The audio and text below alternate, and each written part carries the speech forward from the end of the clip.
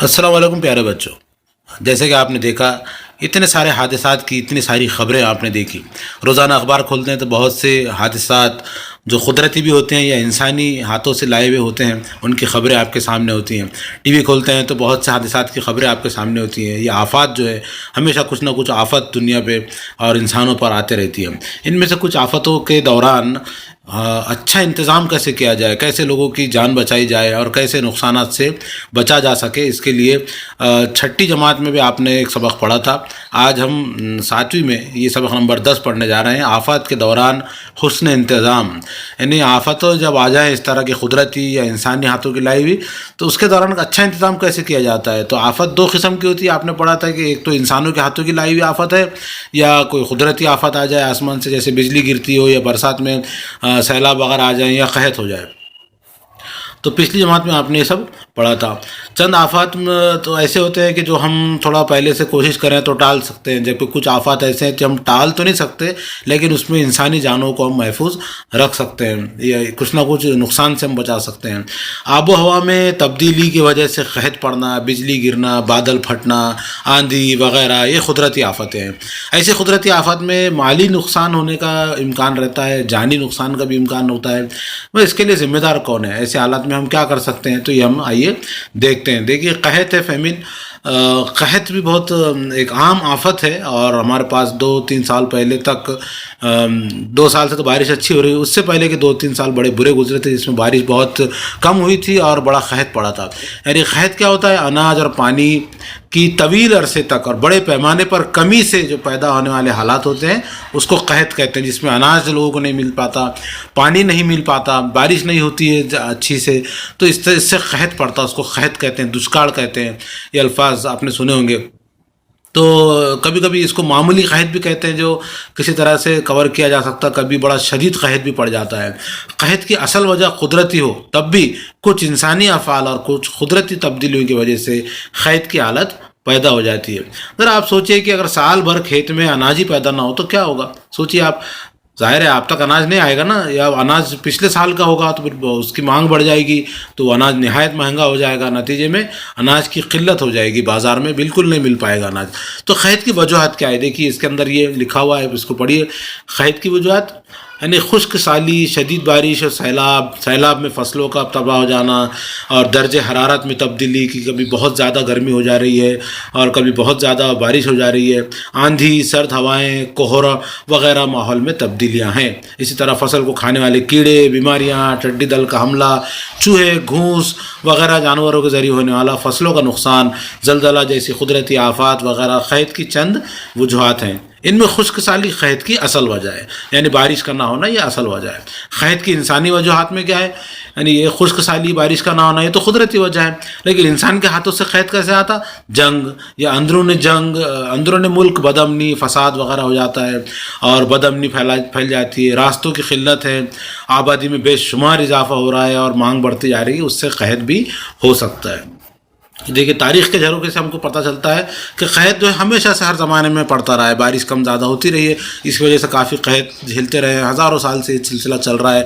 لیکن پچھلے زمانوں میں جو بادشاہ وغیرہ ہوتے تھے وہ اپنا حسن انتظام کے ذریعے سے قحط بچانے کی کوشش کرتے تھے. ہم دیکھتے ہیں حضرت عمر رضی اللہ عنہ جو دوسرے خلیفہ تھے، تو ایک بہت بڑی دنیا کے دوسرے خلیفہ تھے. تو ان کے زمانے میں جب قحط پڑا عرب میں تو مصر، افریقہ وغیرہ کے اطراف کے علاقوں سے خوب پانی کے جہازوں میں بھر کے اناج لایا گیا مدینہ اور اس کے اطراف کے علاقوں میں وہ تقسیم کیا گیا. اس طرح بہترین انتظام وہ لوگ کیا کرتے تھے، جہاں زیادہ اناج ہوگا وہاں سے لا کرتے. اسی طرح آپ نے سورہ یوسف سورہ نمبر 12 قرآن میں پڑھا ہوگا کہ حضرت یوسف علیہ السلام نے بھی قحط سے نپٹنے کی کچھ تدبیریں بتائی ہیں. اسی طرح پچھلے دور میں جیسے کہ یہاں لکھا ہوا ہے شیواجی راجا ہے اور چھترپتی شاہو مہاراج ہے، یا ان کے علاوہ اور پچھلے جو جیسے کہ اورنگزیب بادشاہ ہے جنہوں نے 50 سال حکومت کی بھارت پر، یعنی آج کے 5 ملکوں پر. تو انہوں نے بھی ظاہر ہے اس طرح کی کئی آفتوں سے نپٹنے کے بہت سے انتظامات کیے ہیں. تو اس میں پانی کی سپلائی، پانی کے ذخیرے کا منصوبہ، یہ بہت آج بھی جو ہے اس کی مثالیں دی جاتی ہیں. آنے والی پریشانی اور آفتوں کا سامنا کرنے کے لیے آپ بھی ایسے منصوبے تیار کر سکتے ہیں کہ جو نہ صرف آپ کی زندگی بلکہ سماج کے لیے فائدہ مند ہوں. اب دیکھیے اپنے اورنگ آباد میں ملک امبر احمد نگر کے نظام کے وزیر تھے، اور یہ 400 سال پہلے انہوں نے اورنگ آباد میں نہروں کا جال بچھایا تھا پانی کا. تو پورے اورنگ آباد یعنی جو قدیم اورنگ آباد ہے اس کے اندر نہروں سے سال بھر نہایت ہی شیتل اور بہت ہی خالص اور اچھا پانی ملتا تھا. اور آج بھی کچھ نہریں زندہ ہیں، آج بھی 400 سال بعد فری میں الحمدللہ سال بھر پانی ملتا ہے. آپ ان نہروں کو دیکھ سکتے ہیں خود جا کے، حمایت باغ اور لال مسجد ٹاؤن ہال وغیرہ کے علاقے میں آج بھی نہریں زندہ ہیں. پنچکی میں جو نہر سے پانی بھائی ملک امبر کی بنائی ہوئی نہریں ہیں، یہ بڑی اچھی مثال ہے ہمارے پاس.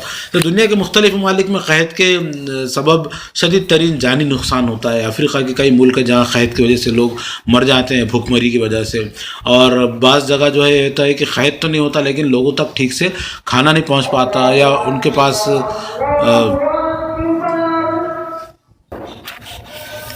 تو دنیا کے ملکوں میں سب سے زیادہ قحط سے متاثر ہونے والے بھارت اور چین ہے. تو سوال اٹھتا ہے کہ کیا ہم قحط کے ذمہ دار ہیں؟ تو بارش اور آبادی کا توازن بگڑنے سے پانی کی قلت بڑھتی جا رہی ہے. سبز انقلاب کی وجہ سے اناج کی پیداوار میں بے انتہا اضافہ ہونے کے باوجود کیمیائی کھادوں، جراثیم کش دواؤں اور خودرو گھاس ختم کرنے والی دواؤں کے استعمال کی وجہ سے ماحول کا توازن ختم ہو گیا ہے. اس سے کھیتی باڑی کی حالت خراب ہو رہے ہیں، زمین خراب ہو رہی ہے. زمین سے بہت زیادہ مقدار میں پانی حاصل کر رہے ہیں لوگ، جگہ جگہ بغیر اجازت کے بورنگ کھود رہے ہیں، زمین کی کو چھننی کر رہے ہیں، خوب پانی نکال کر خوب پھینک رہے ہیں. زمین کی جھیج ہو رہی ہے، بارش آتی ہے تو زمین مٹی بہہ جاتی ہے. پانی کا بے جا استعمال کیا جا رہا ہے. آپ دیکھیے جب نل آتا ہے تو کس طرح لوگ چبوترے، گاڑیاں اور بھینس اور اس طرح سب دھوتے ہیں اور پانی بہتا رہتا ہے. قحط کی شدت کم کرنے کے لیے ہم کیا کر سکتے ہیں؟ تو پانی کا منصوبہ بند طریقے سے استعمال کرنا اور اس کا دوبارہ استعمال کرنا، مقامی طور پر آبی تحفظ کی مناسب منصوبہ بندی، بڑے پیمانے پر شجرہ کاری کرنا، درختوں کی کٹائی روکنا، اور خوب آپ پودے لگائیے اپنے گھروں میں. جو پرانے ڈبے پڑے ہوئے ہیں پلاسٹک کے یا ٹین کے، ان کو ایک سوراخ نیچے پیندے میں کر دیجئے اور اس کے اندر تھوڑی سی مٹی ڈال کے اس میں اچھے چھوٹے چھوٹے پودے لگائیے آپ، گاجر کے یا پھلی کے، ہے نا. موسم کی تبدیلی کا اندازہ لگا کر منصوبے میں تبدیلی کرنا، یہ کام حکومت عام طور پر کرتی ہے اور یہ ہم کو بھی اپنی سطح پر کرنا چاہیے.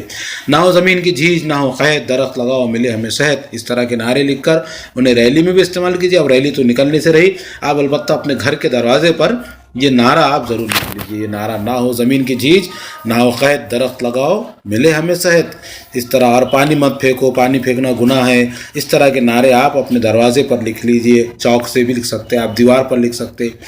اب دیکھیے ایک اور بڑی آفت ہے بادل کا پھٹنا. تو بارش کس طرح ہوتی ہے؟ ابھی ہم نے پچھلے سبق میں پڑھا ہے کہ بعض اوقات بارش لانے والے بادل سے نیچے آنے والا پانی بارش کی شکل میں زمین پر نہ گر کر زمین کے زیادہ درجہ حرارت، بہت گرمی کی وجہ سے دوبارہ آبی بخارات میں تبدیل ہو کر اسی بادل میں سما جاتا ہے. تو اب بادل کیا ہو جائیں گا؟ بوجھل، کیونکہ اس کے اندر پہلے سے پانی ہے، پھر اس میں اور پانی جمع ہوگا تو اب ہو گیا وہ وزندار. نتیجے میں اس بادل میں بھاپ کا ذخیرہ بہت زیادہ ہو جاتا ہے. تیزی سے عمل تخسیف کی وجہ سے زمین کے خاص یا چھوٹے حصے پر تقریباً 100 ملی میٹر فی گھنٹہ یا اس سے زیادہ رفتار سے بارش ہوتی ہے.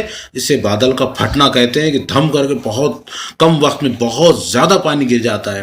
تو زبردست بارش ہوتی ہے. دیکھیے لیہ اور لداخ میں 6 اگست 2010 کو بادل پھٹے تھے. 26 جولائی 2005 کو ممبئی میں بادل پھٹنے کا واقعہ ہوا تھا، اور آپ کے بڑوں کو پوچھئے کہ ان کو یاد ہوگا. اس دن 8 سے 10 گھنٹوں میں تقریباً 950 ملی میٹر یعنی 37 انچ بارش ہوئی تھی، اور پوری بمبئی جو ہے جل تھل ہو گئی تھی. پوری ممبئی میں پانی جمع ہو گیا تھا اور لوگ جہاں کے وہاں رک گئے تھے. یہ بڑی آفت ہوتی ہے، بہت تیز بارش ہو تو اس وقت پہاڑ کے دامن میں نہیں ٹھہرنا چاہیے. کیوں نہیں ٹھہرنا چاہیے؟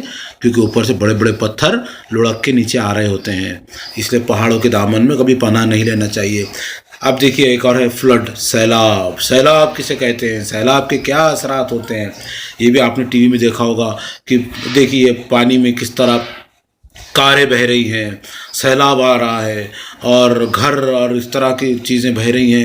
تو یہ سیلاب سے بچاؤ کے لیے کیا کیا جاتا ہے؟ پہاڑی علاقوں میں چھوٹے چھوٹے بند بنائے جاتے ہیں اور تالاب بناتے ہیں، ندی کے کناروں کو مصنوعی طور پر سیدھا کرتے ہیں، کٹا پھٹا نہ ہو بول کے، نئے جنگل اگاتے ہیں، ندیوں کو جوڑتے ہیں. تو کیا ہوتا ہے؟ ایک ندی میں زیادہ پانی آ گیا تو پانی اس کو ڈائیورٹ کر کے دوسری ندی میں چھوڑ دیتے، تو پھر ایک ہی ندی میں سیلاب اس کی وجہ سے نہیں آتا. کون کیا کرتا؟ دیکھیے بھارت سرکار نے 1976 میں قومی سیلاب کمیشن قائم کیا ہے. اس کمیشن کے ذریعے سیلاب پر قابو پانے کی کوششیں کی گئی ہیں. قومی سطح سے لے کر دیہات تک سیلاب پر قابو پانے کا منصوبہ تیار رہتا ہے. اس منصوبے کی وجہ سے بڑے پیمانے پر جانی اور مالی نقصان کو ٹالا جا سکتا ہے. دیکھیے ایک اور آفت ہے بجلی گرنا. کیا آپ نے آسمان میں چمکنے والی بجلی دیکھی ہے؟ کب دیکھی ہے؟ بارش میں دیکھیے نا، तड़ा तड़ जोर जोर से बिजली चमकती है और बच्चे दुबा के चादर में छुप जाते हैं। बिजली किस तरह पैदा होती है ये भी हमने पिछले सालों में देखा है, बारिश स्कूली में है ना, मालूमात हासिल की है हमने।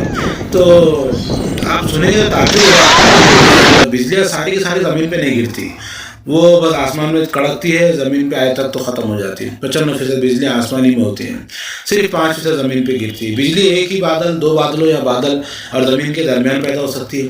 कुर्रे फ़ज़ाई में हर सेकंड तकरीबन 40 बिजलियाँ चमकती हैं रोज़ाना।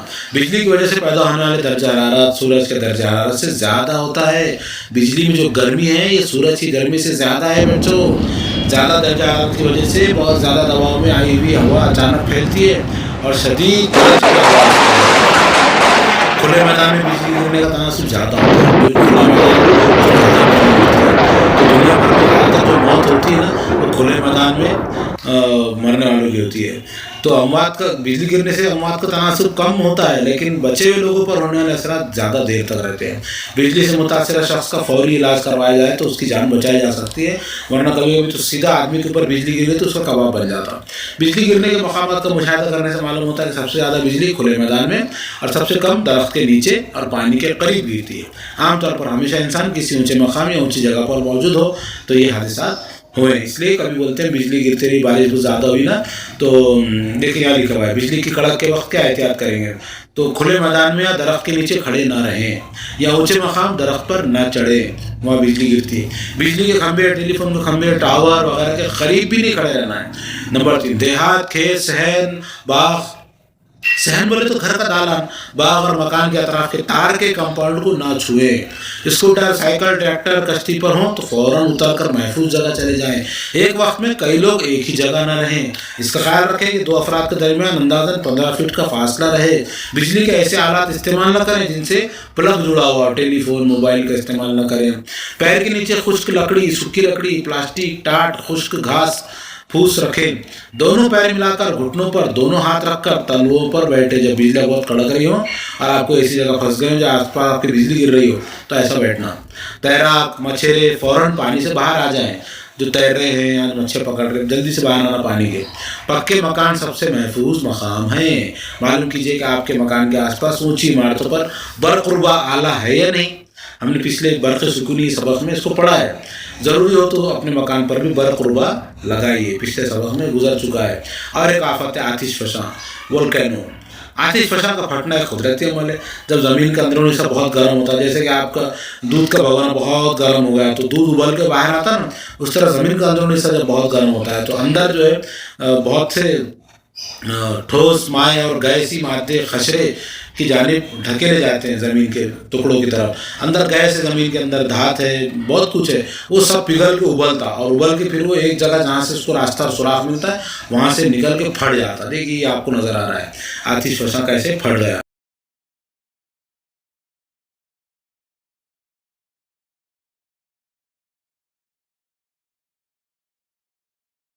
आतिश फशा के फटने से क्या होता है, लावा, भाप, गर्म कीचड़, गंधक जैसे कीमियाई मादे ज़मीन की सतह पर आकर जमा हो जाते हैं। सब बाहर निकल के आते बहते थोड़ी देर और फिर पूरे जम जाते हो तो एक पहाड़ और टीला बन जाता है ना। आतिश फशा के ज़रिए खारिज होने वाली राख और गैसों के ज़रिए माहौल आलूदा होता है, अतराफ का पूरा माहौल ख़राब हो जाता है।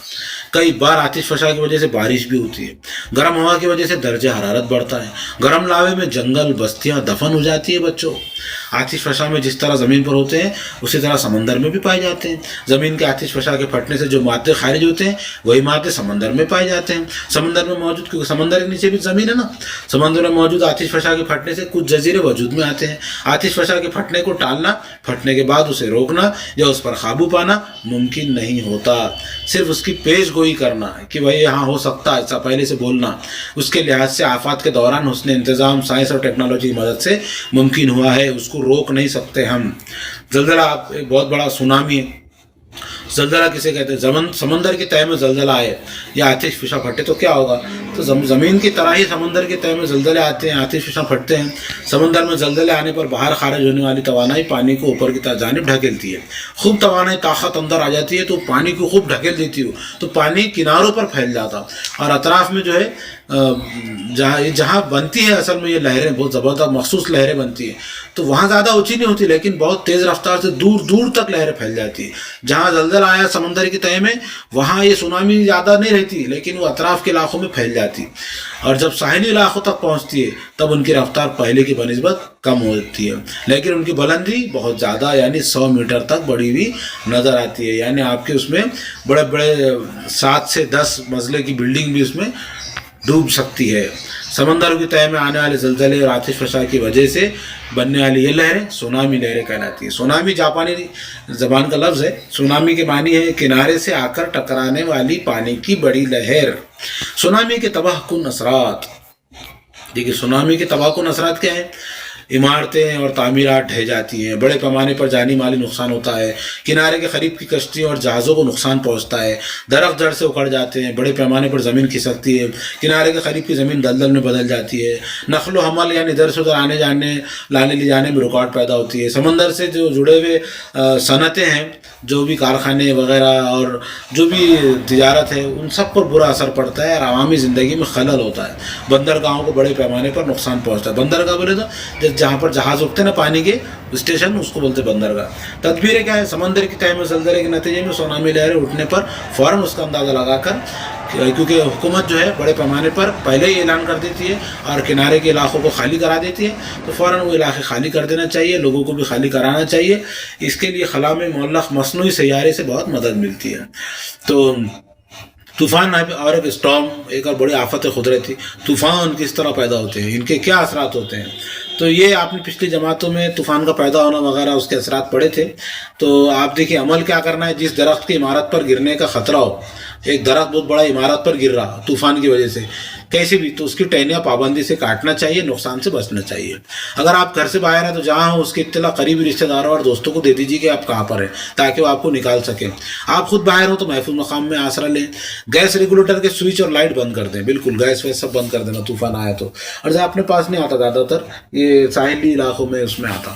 اپنے رشتہ داروں اور دوستوں کو آنے والی آفت سے آگاہ کریں، انہیں محفوظ مقامات پر جانے کا مشورہ دیں. جو لوگ گھر سے دور ہو ان کو اپنے گھر میں کچھ وقت آسرا بھی دے. بیچارے جو لوگ ادھر ادھر پریشان پھر رہے اپنے گھر میں آسرا دے دینا، ان کو انسانیت کے ناطے بلا کے رکھنا. کون کیا کرتا ہے؟ اقوام متحدہ اور سارے جو دنیا کے لوگوں کا مل کے ایک کمیٹی اور ادارہ ہے. وہ ادارہ اقوام متحدہ 1965 میں ایک بین الاقوامی ادارہ UNDP مستقل طور پر قائم کیا ہے. دنیا کے تقریباً 177 ممالک اس تنظیم کے رکن ہیں. اس ادارے کا اہم کام کیا ہے؟ آفات کے دوران ضروری اشیاء، مالی امداد، رضاکار آفات کے مقامات پر روانہ کرنا ہے.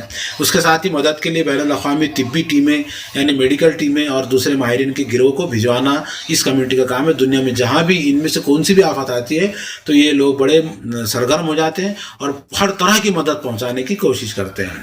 تو جغرافیہ کی درسی کتاب سے سبق ہوائیں پڑھیے آپ. اس سبق سے طوفان سے متعلق معلومات پڑھیں. آپ کے پاس جغرافیہ ہے نا، اس میں ہوائیں جو ہے اس میں کافی معلومات دی ہوئی. 13 اکتوبر کو بین الاقوامی قدرتی آفات سے احتیاط کا دن ہے، اس کو منایا جاتا ہے.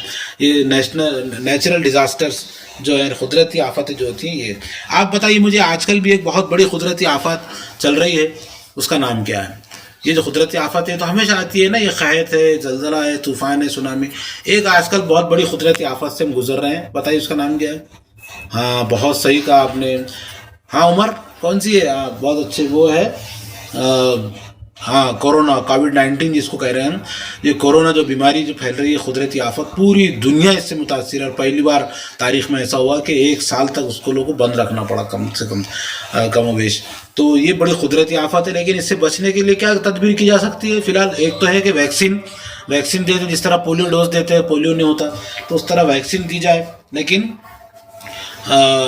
اس سے پہلے کیا کہا جا رہا ہے؟ ویکسین کے علاوہ کیا اس کے بچنے کی تدبیر کیا ہے کہ لوگ اپنے ماسک لگائیں اور جب بھی باہر سے گھر میں آئیں تو اپنے منہ ہاتھ اچھی طرح سے دھوئیں، سینیٹائز کرتے رہیں بار بار، اور ماسک لگا کر ہی باہر جائیں. اور جب لوگ آپس میں ملیں تو وہ سوشل ڈسٹینسنگ نہیں، فزیکل ڈسٹینسنگ کا خیال رکھیں.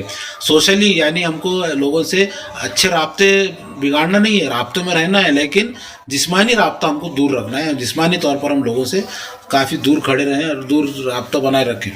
تو یہ ان آفتوں سے بچنے کی کوشش ہم کو کرتے رہنا چاہیے.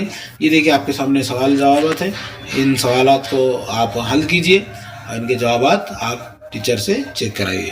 ٹھیک ہے، امید ہے آپ کو سمجھ میں آئے گا. دوبارہ آپ اس کو اچھے سے پڑھیے، سمجھیے اور ان کے بارے میں مزید معلومات حاصل کیجیے. چلیے ملتے ہیں پھر، خدا حافظ.